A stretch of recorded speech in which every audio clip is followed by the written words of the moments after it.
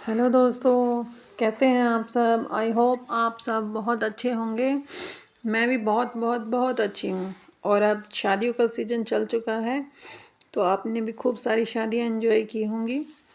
चलिए अब थोड़ा सा पढ़ लेते हैं। हमने एंशंट हिस्ट्री की जो जीके की सीरीज़ चलाई हुई है, लूसेंट जीके सीरीज़, उसका हमारा ये 10th क्लास है और 9th क्लास हमने पहले अपलोड कर दिए हैं। उसके बारे में आप जाकर पहले अगर पहली वाली वीडियोस देखना चाहते हैं तो हमारे 9 पार्ट्स पहले से ही अपलोड हो चुके हैं, उनको जाकर देखें। ये हमारी 10th क्लास है। 10th क्लास में हम क्या पढ़ेंगे, अभी हम पहले थोड़ा सा पहले वाला रिवाइज़ करते हैं जो हमने 9 क्लासेस में पढ़ चुके हैं। फर्स्ट ऑफ ऑल जो हमारा फर्स्ट चैप्टर में हमने पढ़ा था, वहाँ हमने शुरू किया था इतिहास में। हमने 3 पार्ट्स में डिवाइड करके पढ़ा था। पहले उसको 2 पार्ट्स में डिवाइड किया, भारतीय इतिहास, विश्व इतिहास। फिर भारतीय इतिहास को हमने 3 पार्ट्स में डिवाइड किया, प्राचीन इतिहास, मध्यकालीन इतिहास, आधुनिक इतिहास। फिर उसमें हमने प्राचीन इतिहास के बारे में पढ़ना शुरू किया था। फर्स्ट चैप्टर में हमने धार्मिक और ऐतिहासिक ग्रंथ, जो हमारा फर्स्ट चैप्टर में था, वेद, उसके बारे में पढ़ा था। वेद, वेदांग, ब्राह्मण ग्रंथ, इन सब के बारे में पढ़ते हुए फिर हमने अपना नेक्स्ट सेकंड चैप्टर शुरू किया था। सेकंड चैप्टर में हमने इतिहास को घटनाओं के आधार पर और लिखित स्रोतों के आधार पर बांटा था। लेखन के आधार पर 3 पार्ट्स में डिवाइड किया, प्रागैतिहासिक काल, आदि ऐतिहासिक काल और ऐतिहासिक काल। फिर हमने उसको पढ़ते हुए प्रागैतिहासिक काल के जो पार्ट्स थे, पाषाण काल में, पूर्वापाषाण काल, मध्य पाषाण काल और नवपाषाण काल, इन सब को हमने पढ़ा। उसके बाद हमने अपना सेकंड चैप्टर कंप्लीट करने के बाद फिर हमने अपना थर्ड चैप्टर शुरू किया, जिसमें हमने सिंधु घाटी सभ्यता के बारे में पढ़ा था कि सिंधु घाटी सभ्यता की सामान्य जानकारी क्या थी, उसका नामांकन और खोजकर्ता कौन कौन थे, इन सिंधु घाटी का विस्तार क्या था। फिर हमने एक नगरीय सभ्यता है, लिपि इसकी कैसी थी, विशेषताएं इसकी कैसी थी, कैसे नगर थे, कृषि और पशुपालन कैसा था, कहाँ से कौन कौन सी चीज़ें मिली हैं, उन सब के बारे में पढ़ते हुए फिर हमने उसके व्यापार और शासन के बारे में पढ़ा। कैसे फिर इस सभ्यता का अंत हुआ, उसके बारे में भी पढ़ा। फिर हमने एक एक्स्ट्रा अपनी टेबल डिस्कस की थी कि कौन से स्थान से कौन से साक्ष्य मिले हैं। वो टेबल डिस्कस करने के बाद हमने फोर्थ चैप्टर शुरू किया था, वैदिक सभ्यता। वैदिक सभ्यता हमारा चौथा और फोर्थ चैप्टर था। चौथे अध्याय में, फोर्थ अध्याय में हमने वैदिक कल्चर के बारे में पढ़ा था कि जो वैदिक सभ्यता है वो 1500 बीसी से लेकर 600 बीसी तक है। फिर उसको हमने 2 पार्ट्स में डिवाइड किया था अध्ययन की सुविधा के लिए। 1500 बीसी से लेकर 1000 बीसी तक जो हमारी ऋग्वैदिक सभ्यता है, जो सिंधु नदी के किनारे बसी थी।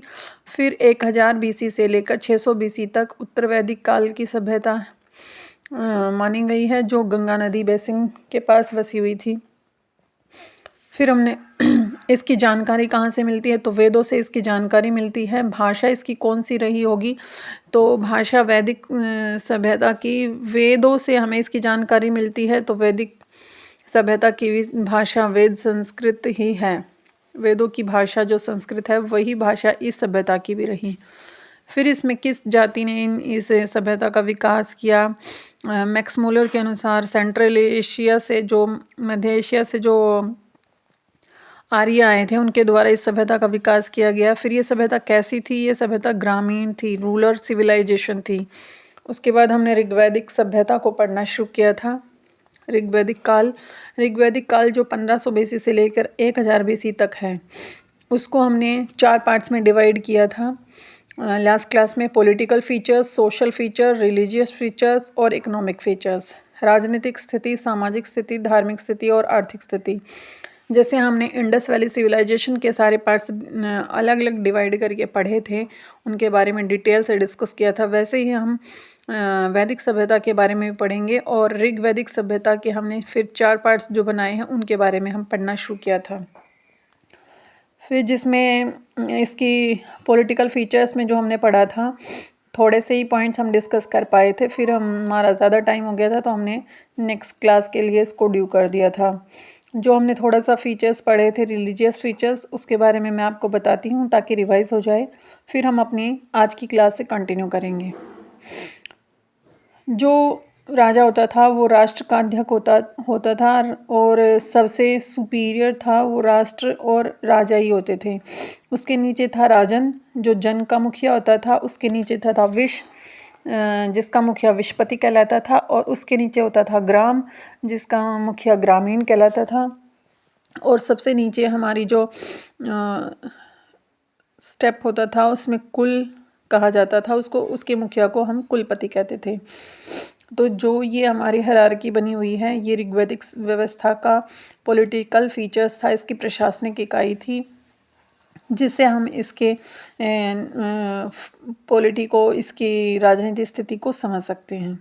इसमें कुछ प्रमुख अधिकारियों की भी आवश्यकता होती थी, जो प्रशासन को चलाने के लिए कुछ अधिकारियों की आवश्यकता सबको ही होती है। तो यहाँ पर भी कुछ प्रमुख अधिकारी होते थे। उनमें सबसे पहले था धार्मिक अधिकारी। जो धार्मिक अधिकारी था वो पुरोहित था। पुरोहित में भी हमारे दो तरह के पुरोहित होते थे, एक कंजर्वेटिव और एक मॉडरेट। एक रूढ़िवादी होता था जो विशिष्ट के अंडर आता था, और एक उदारवादी होता था मॉडरेट जो विश्वामित्र कहलाता था, विश्वामित्र होता था। और इस जो विश्वामित्र हैं ये वही विश्वामित्र होते हैं जो जिन्होंने गायत्री मंत्र की रचना की थी, और ऋग्वेद के तीसरे मंडल में इसकी रचना की गई है ऋग्वेदिक मंत्र की। और ऋग्वेदिक मंत्र को एक तो सूर्य को समर्पित किया गया था, और दूसरा जो आर्य बनाने के लिए भी इसका प्रयोग किया जाता था, जैसे अनार्यों को आर्यों बनाने के लिए। जो भारत के मूल निवासी थे उनको माना गया कि वो अनार्य थे, और उनको आर्यों में कन्वर्ट करने के लिए इस मंत्र का प्रयोग किया जाता था। उसके बाद है गुप्तचर जो स्पष्ट कहलाते थे, और दुर्गपति था जो वो पूरब कहलाता। दुर्गपति मतलब जो हमारे राजा महाराजाओं के किले होते थे, दुर्ग होते थे, तो उनकी रक्षा करने के लिए उनके जो सिक्योरिटी गार्ड्स होते थे उनको दुर्गपति कहा जाता था, और दुर्गपति को पूरब कहा जाता था। नेक्स्ट है धार्मिक विशेषताएं। और धार्मिक विशेषताओं में जो हमने पढ़ा था,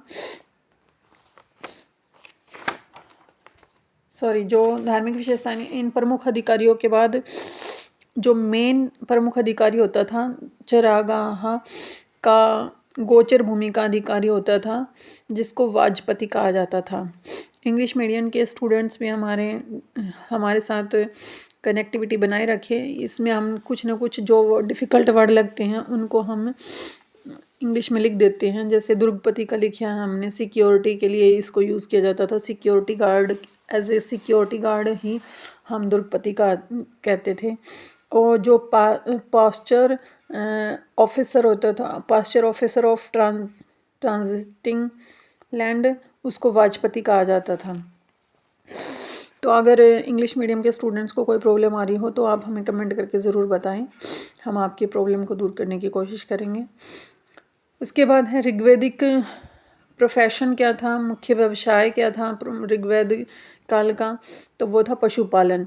जबकि पशुपालन मुख्य व्यवसाय है, हम पशुओं को पालेंगे तो उनको चराने के लिए चरागाह भूमि की भी आवश्यकता पड़ेगी, और उस चरागाह भूमि का जो अधिकारी होता था, गोचर भूमि का अधिकारी, वो वाजपति कहलाता था। इसलिए ये बहुत इम्पोर्टेंट है, आप इसको ज़रूर ध्यान रखिए, तो ये पेपर में आ सकता है। किसी भी एग्ज़ाम में हिस्ट्री तो दोस्तों मस्ट होती है, और जीके से रिलेटेड भी होती है। ये तो एंशंट लूसेंट जीके सीरीज़ जो हमने चलाई है वो इसीलिए चलाई है, किसी भी एग्ज़ाम का इम्पोर्टेंट डोज होता है ये। तो आप इसको एक बार पूरी सीरीज़ को देखेंगे तो आपको अच्छी पकड़ बन जाएगी आपकी एंशंट हिस्ट्री की। इसके बाद है फिफ्थ, हमारा जो पुलिस अधिकारी होता था अपराधी पकड़ने के लिए, उसको उग्र कहा जाता था, उग्र फेयरी। और नेक्स्ट सूत, रथ का अर्थ था कम्मादी। जो सूत इंग्लिश में भी लिखा है हमें, तिर एंड कम्मादी। इसमें जो रत्नी होते थे वो 12 संख्या में, जो 12 मेंबर होते थे रत्नी, वो 12 व्यवसायों के लिए अलग अलग जाने जाते थे और वो एक ग्रुप की तरह ही काम करते थे। उसमें सब तरह के व्यवसाय करने वाले होते थे, जैसे लोहार, सुनार, कुम्हार, सबका एक ही जगह, मतलब सारी चीज़ों के लिए अगर किसी को ज़रूरत है और तो वो एक ही जगह अवेलेबल होते थे और जो जनता थी उसको आसानी होती थी। इसके बाद है इम्पोर्टेंट नोट। जो सर्वाधिक महत्वपूर्ण अधिकारी होता था वो पुरोहित और सैनिक होते थे। Most important priests, Pandit and soldiers. Next है न्यायिक अधिकारी का उल्लेख नहीं है। इसमें ऋग्वैदिक पीरियड में न्यायिक अधिकारी का कहीं भी जिक्र नहीं किया गया, कहीं भी उल्लेख नहीं किया गया है। Justice, judicial officer not mentioned. इसमें इस काल में कोई भी जुडिशियल ऑफिसर नहीं था। नेक्स्ट है सभा एवं समिति। जो ये संस्था होती थी दोनों, ये राजा को सलाह देने के लिए किंग एडवाइज़र होती थी, किंग एडवाइजरी। और जो इस संस्था में सभा होती है और समिति होती है, 2 पार्ट्स होते हैं, तो दोनों में अलग अलग इनकी स्पेशलिटी थी। जो सभा होती थी वो श्रेष्ठ लोगों के लिए, इमिनेंट पर्सन्स के लिए होती थी, और जो समिति होती थी वो जनरल पर्सन के लिए होती थी, सामान्य लोगों के लिए होती थी। सभा में श्रेष्ठ लोग भाग लेते थे। जैसे राज्यसभा होती है हमारी आज के समय में, हमारे जो जनता के बीच से चुन के जाते हैं तो लोकसभा में जाते हैं, और लोकसभा में से भी चुनकर जो राज्यसभा में जाते हैं तो वहाँ पे कुछ इम्पोर्टेंट और श्रेष्ठ पर्सन ही बैठते हैं। इसी तरह की जो संस्था होती थी वो सभा होती थी उस ऋग्वैदिक पीरियड में। और दोनों ही संस्थाओं में, जैसे सभा और समिति हैं, दोनों ही में जो स्त्री है वो पार्ट ले सकती थी, उसमें भागीदारी कर सकती थी। और जो समिति है उसका अध्यक्ष होता है वो ईशान होता है। नेक्स्ट है युद्ध, वार। युद्ध के लिए गविष्ठी शब्द का प्रयोग किया गया है। यूज़ ऑफ द वर्ड गविष्ठी फॉर वॉर। गायों की खोज करने के लिए, सर्च फॉर काउज के लिए गविष्ठी का यूज़ किया गया है। जैसे मैंने ये थोड़ा सा नीचे ड्रॉ करके समझाया है दोस्तों। जैसे सेंट्रल एशिया से जो लोग आए इंडिया की तरफ, तो इंडिया में भी कुछ लोग रहते थे पहले से, जिनको अनार्य कहा गया है। और जैसे सेंट्रल एशिया से जो लोग आए, बार बार समूहों में आए, एकदम से तो सारे लोग आ ही नहीं गए थे। मान लो एक समूह में पहले आए, फिर दूसरे समूह में आए, फिर तीसरे समूह में आए, फिर चौथे समूह में आए। तो वहाँ पर जो कृषि होती थी वो नहीं होती थी, बस पशुपालन होता था।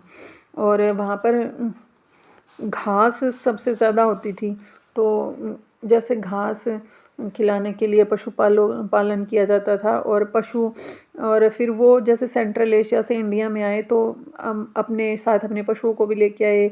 और फिर जैसे कबीले बन गए इनके, यहाँ पे आने के बाद एक समूह में आए तो एक कबीला बना लिया उन्होंने, दूसरे समूह में आए तो इंडिया में आके दूसरा कबीला बना लिया, फिर तीसरे समूह में आए तो तीसरा कबीला बना लिया। ऐसे ऐसे करके उनके बहुत सारे कबीले होते थे। और फिर अगर किसी की गाय खो जाती थी तो, या फिर गाय के लिए वो युद्ध करते थे, उस चीज़ के लिए एक वर्ड यूज़ किया गया है, उसको गविष्ठी कहा जाता है। और गायों की खोज के लिए या गायों के लिए जो युद्ध किया जाता था उसके को गविष्ठी का यूज़ किया गया उस वर्ड को। उसके बाद जैसे यहाँ पर ये कबीले बार बार कबीलों के द्वारा ये आते रहे और अपने अलग अलग कबीले बन गए, तो उनमें बारी बारी से किसी चीज़ पे उनकी बहस भी होती थी, उनके बीच तनाव भी होता था, और बार बार उनके बीच में युद्ध भी हो जाते थे। तो जैसे 10 राग्य युद्ध इस चीज़ के लिए फेमस है, बैटल ऑफ द 10 किंग्स, 10 कबीले।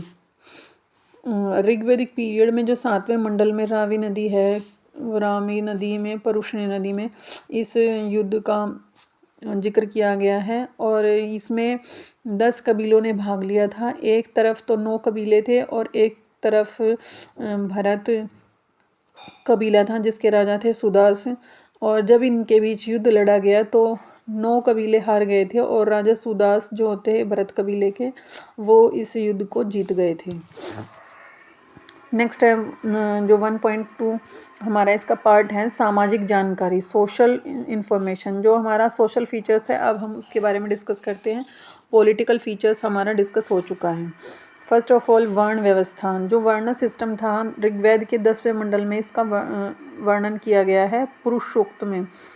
और जो 4 वर्ण हैं, ब्राह्मण, क्षत्रिय, वैश्य, शूद्र, इनका विभाजन जो किया जाता था वो व्यवसाय के आधार पर किया जाता था, कर्म के आधार पर। और पितृसत्तात्मक समाज होता था इस समय, पैट्रियार्कल सोसाइटी थी। सिंधु सभ्यता में हमने अभी पीछे पढ़ा था तो मैट्रियार्कल सोसाइटी थी, मातृसत्तात्मक समाज था, वहाँ पर मातृदेवी की पूजा की जाती थी। और यहाँ पे सिचुएशन चेंज हो गई है वैदिक पीरियड में, ऋग्वैदिक पीरियड में, यहाँ पर पितृसत्तात्मक समाज है। हालांकि स्त्रियों की स्थिति काफ़ी बेहतर थी और स्त्रियों को शिक्षा लेने का भी अधिकार था, जैसे लोपामुद्रा, घोषा, सिक्ता, पालायन, विश्वास जैसी विदुषियों का यहाँ पर वर्णन मिलता है, जो कि हमारी एजुकेटेड लेडीज़ थी पहले से पुराने ज़माने में। और बाल विवाह और पर्दा प्रथा का कोई यहाँ पर प्रमाण नहीं मिला है। विधवा स्त्री जो थी वो देवर से विवाह कर सकती थी। पति के साथ यज्ञ में भागीदारी भी महिलाएं करती थी। जो अमाजू है, अमाजू वर्ड यूज़ किया है जीवन भर अविवाहित रहने वाली स्त्री के लिए। यहाँ पर थोड़ा सा लड़के और लड़की में डिफरेंस देखने को मिलता है। मोस्टली लड़कियों से पूछा भी नहीं जाता था और उनकी विवाह तय कर दिए जाते थे, लेकिन कोई ऐसी एक दो इंसिडेंट ऐसे मिले हैं जो अविवाहित रहने की कोशिश करती थी, अविवाहित रहती थी। मोस्टली लड़कियों को अविवाहित रहने की इजाज़त नहीं होती थी, लड़के मोस्टली रह लेते थे अविवाहित, उनको उनके ऊपर कोई ऐसा प्रेशर नहीं होता था। लेकिन लड़कियों को मोस्टली अविवाहित रहने की इजाज़त नहीं होती थी और बल्कि उनसे पूछे बिना ही उनकी शादी तय कर दी जाती थी। ये डिफरेंस यहाँ पर देखने को मिलता है थोड़ा। नेक्स्ट है धर्म, रिलीजन। धर्म को बहुत मानते हैं यहाँ इसके ऋग्वैदिक पीरियड के काल के जो लोग थे, और ऋग्वैदिक पीरियड के जो लोग थे ये प्रकृति पूजा के बारे में कुछ ज़्यादा ही मानते थे। वृक्ष की पूजा करते थे, पशुओं की पूजा करते थे, और जो इनकी पवित्र नदी थी वो सरस्वती नदी थी, और पवित्र पशु इनका गाय थी जिसको अघन्य माना गया है, जिसको मार ना सके, ऐसा वाला। और जो सूर्य था उसकी पूजा भी करते थे। विश्वामित्र ने गायत्री मंत्र उनको समर्पित किया है, और नारियों को भी आर्य बनाने के लिए गायत्री मंत्र का यूज़ किया है। भारत के जो मूल निवासी थे उनको आर्य बनाने के लिए गायत्री मंत्र का प्रयोग किया गया है। तो इसके बाद हमारा ये चैप्टर में आगे हम बढ़ते हैं। इसके बाद है धर्म और प्रकृति। धर्म में जो प्रकृति की पूजा होती थी, देवताओं को, जो गॉड थे उसको ज़्यादा मानते थे। और देवताओं में भी इंद्र, जो इंद्र है उसके लिए 250 ऋचाएँ दी गई हैं। वृषा के देवता माने जाते थे इंद्र को, और युद्ध के देवता माना जाता था इंद्र को।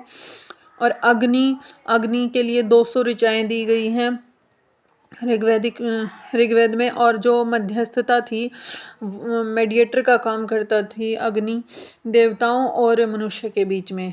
इसमें जो देवता हैं, कई सारे देवताओं का जिक्र इसमें किया गया है। इंद्र, अग्नि, वरुण, धो, सोम, उषा, अश्वनी, पूषण, विष्णु, मरुत, आंधी तूफान के देवता मरुत को माना गया है। वरुण को पृथ्वी और सूर्य के निर्माता के रूप में माना गया है। इसमें हमने एक टेबल है जो लुसेंट में दी गई है, वो हम इसमें ऐड कर रहे हैं, उसको भी आप ध्यान से देखें और उसके बारे में समझें कि कौन सा देवता किस चीज़ के लिए माना गया है, और कौन निर्माता के रूप में जाना गया है, कौन विनाशक के रूप में जाना गया है। इन देवताओं की लिस्ट हम आपको अभी दिखाते हैं। इसमें इंद्र के बारे में, इंद्र, वरुण, सबके बारे में ये दिया गया है, आप इसको ध्यान से देखें। उसके बाद जो ये हमने लिस्ट देखी है, इसके बाद हम जीवन शैली, लाइफस्टाइल के बारे में देखते हैं। और जो लाइफस्टाइल होता है वो मनोरंजन पे मोस्टली डिपेंड करता है कि जो मनोरंजन है वो उस समय लोग कैसे करते थे। तो संगीत, नृत्य और दौड़ कराकर जो हम सब लोग हैं अपना मनोरंजन करते थे। दौड़ में मोस्टली घोड़े और रथों की दौड़ के बारे में डिस्कस किया गया है कि जो घोड़े और रथों की दौड़ होती है। तो इसके बाद जो है जी लाइफस्टाइल में जो हम डिस्कस करेंगे, वो आर्य जो थे वो उनका जो पवित्र पशु है वो गाय मानी गई है, और जो प्रिय पशु है वो घोड़ा है। और जो मुख्य पेय जो ये यूज़ करते हैं, मेन ड्रिंक्स जो इनका होता था सोमरस, जो कि वनस्पति से निर्मित होता था। सोमरस एक तरह से एनर्जी ड्रिंक होता है जो युद्ध से पहले ये लोग लेते हैं। सोमरस जो होता है मेड फ्रॉम वेजिटेशन, इस तरह से जो ये सोमरस है ये बनता था। वस्त्र जो पहनते थे ये लोग 3 प्रकार के वस्त्र पहनते थे, वास, अधिवास, उष्णीय। और जो अंदर पहनने वाले वस्त्र थे वो नीवी कहलाते थे। इसके बाद अन्य जानकारी, अदर इन्फॉर्मेशन। जो मुख्य व्यवसाय था इनका पशुपालन, पहले इनका प्रायोरिटी रही। पहले शुरुआत में ये पशुपालन करते थे, फिर उसके बाद धीरे धीरे ये कृषि भी करने लगे। जो धातु थी उस वो क्या कौन सी यूज़ करते थे, तो लोहा और तांबा ये लोग यूज़ करते थे। लोहे को श्याम अयस्क कहा गया है और तांबा को कॉपर कहा गया है। लोहितस अयस्क जो आर्यों ने, जो लोहा है वो यही कहा जाता है कि लोहा आर्यों ने खोजा था। और आदान प्रदान का माध्यम क्या था, वस्तु विनिमय प्रणाली से ही आदान प्रदान किया जाता था। जो पणी होता था वो व्यापार हेतु दूर दूर तक जाने वाले व्यक्ति को कहा जाता था। A person who is going far away from business, business के लिए लोग दूर दूर तक जाते थे, उनको पनी कहा जाता था। और वैकनॉट जो है वो सूदखोरी के लिए पैसे देते थे, ब्याज पर ऋण देने वाले लोग थे, उनको वैकनॉट कहा जाता था, सूदखोर कहा जाता था। Lander on interest. इसके बाद है ऋग्वैदिक कालीन नदियाँ। जो ऋग्वैदिक कालीन नदियाँ हैं, ऋग्वैदिक रिवर्स, उनमें जो सबसे पवित्र और महत्वपूर्ण नदी होती है वो सरस्वती नदी होती है। सर्वाधिक उल्लेखित नदी सिंधु नदी है और गंगा एक बार और यमुना 3 बार उल्लेखित है। इस तरह से एक पूरी लंबी लिस्ट तैयार हो जाती है कि वितस्ता को झेलम कहा जाता है, अस्कनी को चिनाब कहा जाता है, परुष्णी नदी को अब रावी नदी कहा जाने लगा है। तो यो इनके ये पहले वाले नाम हैं, वितस्ता, अस्किनी, परुष्णी। अब इन नदियों के नाम चेंज हो चुके हैं। अब वर्तमान समय में हम इनको झेलम, चिनाब, रावी इन नदियों से, इन नामों से जानने लगे हैं। सदानीरा जो पहले कही जाती थी अब उसका नाम गंडक हो गया है। इस तरह से एक पूरी लिस्ट तैयार हो जाती है। वो लिस्ट हमने इसमें ऐड की है, आप वो भी देखना चाहें तो उसमें अच्छे से पूरी नदियों की लिस्ट देख सकते हैं और सबके बारे में जान सकते हैं कि पहले किस नदी को किस नाम से जाना जाता था और अब उसका क्या नाम हो गया है। ये क्वेश्चन भी मोस्टली पेपर में आता है कि किसी भी नदी का पुराना नाम दे देंगे और उसके बारे में पूछेंगे कि ये कौन सी नदी का नाम है, अब इसको वर्तमान समय में क्या कहा जाता है, और या फिर अभी वर्तमान समय का नाम दे देंगे और पुराना नाम पूछ लेंगे कि आप इस नदी के बारे में क्या जानते हैं और इस नदी को पुराने समय में ऋग्वैदिक काल में या उत्तर वैदिक काल में इस तरह से क्या कहा जाता था। लिस्ट में आप साफ साफ देख सकते हैं कि किस नदी का नाम क्या पहले था और इसको पूरे ध्यान से देखें और समझें।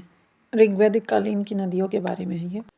इसके बाद ये लिस्ट देखने के बाद अब हम उत्तर वैदिक काल की जो समय है 1000 BC से लेके 600 BC तक, उसके बारे में हम डिस्कस करते हैं कि पहले हम देवताओं के बारे में या वस्तु विनिमय, व्यापार, इन सब के बारे में क्या सोचते थे, ऋग्वैदिक काल में क्या था और उसके बाद लेटर वैदिक पीरियड में क्या इसके बारे में हुआ। ये हम एक शॉर्ट एक तरह से एस्टिमेट लगाते हैं अपनी तरफ से। ये कोई बुक में नहीं दिया है, बुक में पूरा लंबी लाइनों में दिया गया था लेकिन उसको हमने शॉर्ट तरीके से अपने नोट्स में डाला है। आप उसको लाइनों में पढ़ेंगे तो उससे अच्छा हम शॉर्ट में इसको लिस्ट बना के समझ लेते हैं। जो विनिमय का साधन था ऋग्वैदिक पीरियड में, जो देवता थे, फर्स्ट ऑफ ऑल देवता के ही बारे में बात करते हैं हम। देवता जो थे वो इंद्र काफ़ी फेमस थे ऋग्वैदिक काल में। उसके बाद जो लेटर वैदिक पीरियड में प्रजापति को ज़्यादा मानने लगे। उसके बाद जो विनिमय है, विनिमय का साधन स्टार्टिंग में ऋग्वैदिक काल में वस्तु विनिमय का साधन था, बार्टर सिस्टम। वस्तुओं का लेन देन से हम एक दूसरे का काम चलाते थे। फिर उसके बाद मुद्रा का प्रचलन शुरू हुआ और निष्क शतमान मुद्रा यूज़ में आने लगी। उसके बाद मुख्य व्यापार क्या था, पशुपालन इसमें ज़्यादा फेमस था ऋग्वैदिक काल में। उसके बाद जो लेटर वैदिक पीरियड में कृषि पर ज़्यादा ध्यान दिया जाने लगा और कृषि और पशुपालन दोनों को ही बेहतर बनाने पर ध्यान दिया गया। जो स्त्रियों की स्थिति थी ऋग्वैदिक काल में काफ़ी बेहतर थी लेकिन लेटर वैदिक पीरियड में उनकी स्थिति काफ़ी दयनीय हो गई थी। वर्ण व्यवस्था थी जो वो ऋग्वैदिक काल में कर्म के आधार पर होती थी और लेटर वैदिक पीरियड में जन्म के आधार पर होती थी। और अन्य में जो है जैसे गोत्र है, ऋग्वैदिक काल में कोई गोत्र हमें नहीं देखने को मिलता है, लेकिन लेटर वैदिक पीरियड में गोत्र प्रचलन में आ जाता है। उसके बाद अन्य ऐतिहासिक स्रोत जो उपनिषद हैं उस संख्या में 108 हैं। पहले भी हमने ये अपनी फर्स्ट सेकंड वीडियोस में डिस्कस किया था। 108 हैं और जो सत्यमेव जयते हैं वो मुंडकोपनिषद से लिया गया है। इसी उपनिषद में यज्ञ की तुलना टूटी हुई नाव से की गई है। उसके बाद है महाकाव्य, और महाकाव्य जो हैं वो संख्या में 2 हैं, महाभारत और रामायण। जो महाभारत है वो पुराना नाम महाभारत का जैन संहिता है, और जो यह विश्व का सबसे बड़ा महाकाव्य है।